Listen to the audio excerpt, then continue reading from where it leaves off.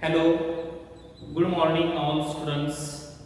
Seen the topic reproduction in lower and higher animals. We are discussing about reproductive health. मागच्या तासाला आपण reproductive health म्हणजे काय बघत होतो. हेल्थ म्हणजे आपल्याला माहिती आहे आरोग्य. It is a state of complete physical, social and mental wellbeing. But that reproductive health is concern with mainly reproduction or reproductive organs and systems. So reproductively healthy society is very important. म्हणजे आपला जो समाज आहे तो reproductively healthy असायला पाहिजे. So here we have seen about certain goals of RCH. RCH म्हणजे काय? Reproductive and Child Health Care Program. RCH म्हणजे Reproductive and child health care. So which are the ways to achieve the goals of RCH? आता हा जो RCH programme आहे that is run by government of India. Which are the ways? कोणत्या मार्गाने आपल्याला हे ध्येय साध्य करता येतं ते आपल्याला याच्यामध्ये बघायचं आहे आपल्यामध्ये. So first way to achieve the goal is that introduction of sex education in schools. शाळेमध्ये कॉलेजमध्ये सेक्स एज्युकेशन देणं महत्त्वाचं आहे. By giving introduction of sex education in schools to provide proper information about the sex और sex related diseases or the diseases that are transmitted to sex, certain such as AIDS. AIDS सारखे आजार हे sex related आहेत किंवा अशा प्रकारे sex बद्दलची माहिती मुलांना देणे. Okay. Second, with the help of audio visual और print media as well as government and non government organisations should take various steps to create awareness about the reproductive related aspects. आता ह्या रिप्रोडक्शनच्या संदर्भात जे ज्या बाबी आहेत, जे दृष्टिकोन आहेत, त्याच्यासाठी वेगवेगळ्या प्रकारच्या ऑडिओ व्हिज्युअल मीडिया असेल किंवा प्रिंट मीडिया म्हणजे वर्तमानपत्र असेल, सरकारी किंवा नॉन गव्हर्नमेंट अशा प्रकारच्या ज्या ऑर्गनायझेशन्स आहेत, संघटना आहेत, या सगळ्यांनी याच्यामध्ये सहभाग घ्यायला पाहिजे. All that organizations should take various steps, पावलं उचलावी to create awareness about the aspect of reproduction. याच्याशी संबंधित पावलं उचलणं गरजेचं आहे. फक्त सरकारच करेल असं नाहीये. नॉन गव्हर्नमेंट, इतर सामाजिक संस्था किंवा प्रिंट मीडिया, ऑडिओ व्हिज्युअल मीडियाद्वारे लोकांचं प्रबोधन करणे म्हणजे आपल्याला हे गोल साध्य करता येऊ शकतो. Then by educating younger generation about birth control measures. Mainly आपलं फोकस कुठं असायला पाहिजे? Educating younger generation. यंगर म्हणजे तरुण जी पिढी आहे त्यांना बर्थ कंट्रोल मेजर बद्दल माहिती दिली पाहिजे.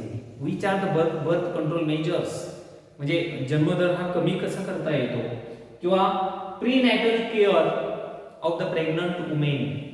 जी प्रेग्नंट वुमेन असते त्यांची काळजी कशी घ्यावी किंवा postnatal care of the mother, बाळाचा जन्म झाल्यानंतर त्या आईची काळजी कशी घ्यायची. इम्पॉर्टन्स ऑफ ब्रेस्ट फिडिंग, जे स्तनपान केलं जातं त्याचं महत्त्व काय आहे, अशा प्रकारचे एज्युकेशन पिढीला देणं गरजेचं आहे. त्यानंतर बाय डेव्हलपिंग अवेअरनेस, लोकांच्या मध्ये जाणीव निर्माण करणे. By developing awareness about problems due to uncontrolled population growth. आता बघा, अनकंट्रोल्ड पॉप्युलेशन ग्रोथ म्हणजे वाढती लोकसंख्या ही एक आपल्या भारताची मोठी समस्या आहे. त्याच्याबद्दल त्याचे धोके कोणते आहेत हे लोकांना पटवून देणे. Problems created due to uncontrolled population growth, sex abuse, सेक्सचा गैरवापर किंवा त्याचा चुकीचा वापर कसा केला जातो, सेक्स रिलेटेड क्राइम्स, या सेक्सशी संबंधित गुन्हे घडतात, याच्याबद्दल लोकांच्या मध्ये जागृती करणे किंवा अवेअरनेस निर्माण करणे. By creating awareness about statutory ban on amniocentesis. आता हे बघा, by create awareness about statutory ban on amniocentesis for sex determination. आता amniocentesis म्हणजे काय? गर्भजल चिकित्सा, गर्भजल परीक्षण याच्यावरती बंदी घालणे. सेक्स डिटर्मिनेशन केलं जातं आणि मुलीचा जर गर्भ असेल, फिमेल चाइल्डचा फेटस असेल तर तो गर्भपात केला जातो, त्याच्यावरती बंदी घालणे. म्हणजे मुलींची संख्या पण समान व्हायला पाहिजे. हा एक मुद्दा महत्त्वाचा आहे. Awareness about child immunization programme. Child म्हणजे जे लहान मुलं असतात त्यांना इम्युनायझेशन करणं, वेगवेगळ्या प्रकारची लस किंवा डोस देणं, हा प्रोग्राम त्याच्यामध्ये येतो. Then by educating couples to reduce the mortality rate of newborn. New couple जे आहेत, नवीन विवाह झालेलं जे जोडपं आहे त्यांना सांगणं गरजेचं आहे. कशासाठी? Reduce the mortality rate of newborn. नवीन म्हणजे जन्मलेलं मूल त्याची मॉर्टॅलिटी कमी करणे, मृत्यूदर कमी करणं किंवा मॅटर्नल मॉर्टॅलिटी रेट कमी करणं, याच्यासाठी कपल्स जे आहेत त्यांना सुद्धा एज्युकेट करणं. So these are the ways to achieve the goals of RCH. जरा लेंदी मुद्दा आहे तरी सुद्धा एक ठराविक मुद्दे लक्षात येतात का? Now you know population India was approximately about 350 millions at the time of independence. आपला भारत देश स्वतंत्र झाला त्यावेळेस साधारण 350 दशलक्ष एवढी म्हणजे साधारण 35 कोटी एवढी लोकसंख्या होती. Now in 2020 the population in India has crossed about 1.35 billion or near about or more than 135 crores. 135 कोटीच्या पुढे ही लोकसंख्या गेलेली आहे. Government has taking severe measures to check that population. आता ही लोकसंख्या प्रतिबंध करण्यासाठी, याच्यावरती मर्यादा घालण्यासाठी सरकार आपल्या पातळीवर वेगवेगळ्या प्रकारची उपाययोजना करत असतं. Most important step to overcome is to motivate the society to have the smaller families. जास्तीत जास्त आपलं लक्ष किंवा सरकारचं लक्ष कुठं असतं किंवा असायला पाहिजे? To have the smaller families by using various birth control measures. म्हणजे प्रत्येक कुटुंब हे लहान असावं, लहान व्हावं याच्यासाठी सोसायटीमध्ये जागृती निर्माण केली जाते bye using various birth control measures. पण हा बर्थ जन्मदर जो आहे तो कसा नियंत्रित करायचा, त्याच्या वेगवेगळ्या मेथड्स असतात. म्हणजे लोकसंख्या नियंत्रण आणण्यासाठी बर्थ कंट्रोल मेजर्स अत्यंत महत्त्वाचं आहे. Now see here about birth control. Birth control म्हणजे काय?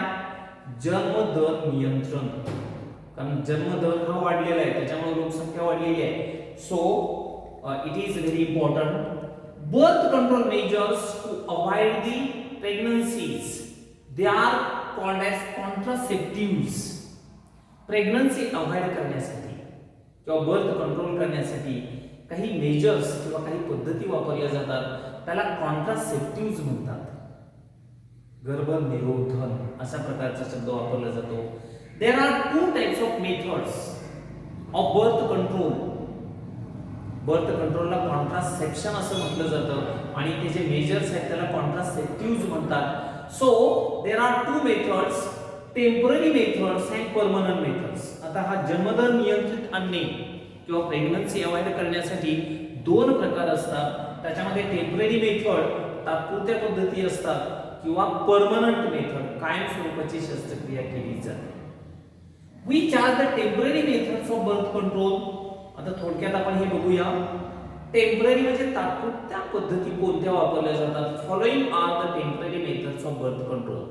फर्स्ट, नॅचरल मेथड, नैसर्गिक पद्धती याला म्हटलंय, और सेफ पिरियड और रिदम पिरियड. प्रत्येकाचा एका थोडक्यात अर्थ आपण इथं बघूया. What is meant by natural method और safe period? A week before and a week after menstrual bleeding is considered as the safe period. A week before म्हणजे एक आठवडा अगोदर and a week after menstrual bleeding or menstruation. menstruation चा एक आठवडा आधी किंवा एक आठवडा नंतर, that is the safe period. हा सेफ पिरियड हा म्हटला जातो. It is based on the fact that ovulation occurs on 14th day of the fertilization. फर्टिलायझेशनच्या नंतर किंवा मेन्स्ट्रुअल सायकलमध्ये 14व्या दिवशी ओव्ह्युलेशन घडतं, याच्या आधारावरती ही मेथड सांगितलेली आहे. It is oldest method. It has certain drawbacks. याच्या काही ड्रॉबॅक्स किंवा मर्यादा सुद्धा आहेत. कळतंय का बघा एका वाक्यात. Second, coitus interruptus or withdrawal. Coitus interruptus. So it is the method in which withdrawal of the penis from the vagina before ejaculation. Withdrawal of the penis from the vagina before ejaculation of the sperms. So that is called coitus interruptus. So it has certain drawbacks. ह्याच्या सुद्धा काही धोके आहेत, म्हणजे 100% ह्या पद्धती birth कंट्रोलसाठी म्हणता येत नाहीत. थर्ड, लॅक्टेशनल अमिनोरिया. लॅक्टेशनल अमिनोरिया और absence of menstruation. याचा अर्थ काय होतोय?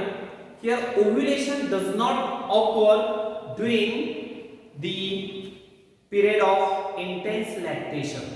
बघा, इंटेन्स लॅक्टेशन जेव्हा असतं, लॅक्टेशन म्हणजे काय? Release of milk from the memory Gland. जेव्हा इंटेन्स लॅक्टेशन असतं त्यावेळेस सहसा ओव्ह्युलेशन घडत नाही. या आधारावरती ही मेथड सांगितलेली आहे. So here chances of the contraception they are negligible. कळत आहे? Lactational amenorrhoea. It is based on the fact that ovulation does not occur during the intense lactation following parturition. Parturition झाल्यानंतर lactation होतं आणि lactation होत असताना ovulation घडत नाही आणि म्हणून कॉन्ट्रासेप्शन गर्भधारणा ही अगदी निग्लिजिबल होते. इथे सुद्धा काही ड्रॉबॅक्स आपल्याला सांगता येतात. Lactational amenorrhoea. Chemical means. आता इथे बघा स्पर्मिसाइड्स. केमिकल मीन्स याच्यामध्ये केमिकल्स लाईक होम टॅबलेट्स और जेलीज. काही टॅबलेट्स असतात, जेलीज असतात and creams. They are introduced into vagina. They adhere to the mucous membrane, immobilize the sperms and kills the sperms. ह्याच्यामध्ये काय होतं? सर्टन फोम्स किंवा jellies किंवा क्रीम्स व्हजायनामध्ये प्लेस केले जातात आणि त्याच्यामुळे काय होतं? It immobilise the sperms and kills. ते म्युकस मेम्ब्रेनला चिटकून राहतं, त्याच्यामुळे स्पर्म इमोबलाइज होतात आणि मारले जातात. अशा पद्धतीनं केमिकल मीन्सचा ह्याला स्पर्मिसाइड. स्पर्मिसाइड म्हणजे these are the chemicals kills that sperms. Sperm मारणारी केमिकल्स, त्याला केमिकल मीन्स म्हटलंय. पाचवं, mechanical means for barrier methods. Mechanical means. So it is done by using condoms in case of males. पुरुषांच्या मध्ये condom वापरले जातात. It is a rubber sheet that is placed on the penis which avoid the ejaculation of the sperms. कंडोमचा वापर करणे केला जातो. Diaphragm और cervical caps and holds in the female. Female मध्ये डायफ्रॅम किंवा सर्वाइकल कॅपचा वापर केला जातो आणि गर्भधारणा टाळली जाते. इंट्रायुटेराइन डिव्हाइसेस. युटेरस मध्ये काही डिव्हाइसेस बसवली जातात, त्याला इंट्रायुटेराइन डिव्हाइसेस म्हणतात. IUDs. Some intrauterine devices are used like Lippes loop. Lippes loop नावाचे एक डिव्हाइस आहे. कॉपर रिलीजिंग IUDs म्हणजे ज्याला आपण तांबी असं म्हणतो. कॉपर टी हा जुना मार्ग युटेरस मध्ये बसवला जातो. याच्यामध्ये कॉपर टी आहे. CU7 किंवा मल्टीलोड 375 अशा प्रकारचे डिव्हाइसेस हे वापरले जातात. ह्याला मेकॅनिकल मीन्स किंवा बॅरियर मेथड म्हणतात. अडथळा निर्माण करणे स्पर्मला. Physiological or oral devices. आता फिजिओलॉजिकल डिव्हाइसेस याच्यामध्ये काय केलं जातं? So here some tablets called pills are used. इथं काही गोळ्या किंवा ओरली घेतल्या जातात ज्याला पिल्स आपण असं म्हणतो. That pills contain progesterone and estrogen hormone which inhibit evolution. याच्यामध्ये पिल्स किंवा ओरल टॅबलेटचा वापर केला जातो. उदाहरणार्थ पिल सहेली. सहेली नावाची गोळी ही गर्भनिरोधक असते. It should take once in a week. आठवड्यामध्ये ती एकदा घेतली जाते. त्या गोळ्यांच्या मध्ये प्रोजेस्टेरॉन आणि एस्ट्रोजन हार्मोन असतं. It checks the ovulation. त्याच्यामुळे ओव्ह्युलेशन करायला देत नाही अशा प्रकारे ओरली काही गोळ्या वापरल्या जातात. And last other contraceptives. So birth control implant used by the female. आता अदर कॉन्ट्रासेप्टिव्स मध्ये काय येतं? It is the birth control implant used by the female. It is a tiny thin rod like structure about the size of matchstick. matchstick जी असते काडी एक म्हणूया आपण, त्याच्या आकाराचे एक टायनी आणि थिन रॉड असतो. That is implanted under the skin of upper arm. Upper आर्मच्या स्किन खाली ते इम्प्लांट केलं जातं.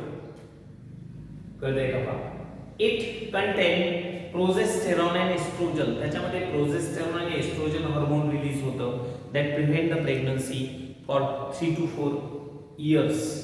3 ते 4 वर्ष प्रेग्नन्सी त्याच्यामुळे अवॉइड केली जाते. ते आलं अदर कॉन्ट्रासेप्टिव्स मध्ये. So these are the temporary methods of the birth control. ह्या टेम्पररी मेथड्स आहेत. अँड परमनंट मेथड त्याच्यामध्ये मग व्हेसेक्टॉमी अँड ट्युबोक्टॉमी असे नावाचे 2 शस्त्रक्रिया केल्या जातात. त्याला म्हणतात परमनंट मेथड्स.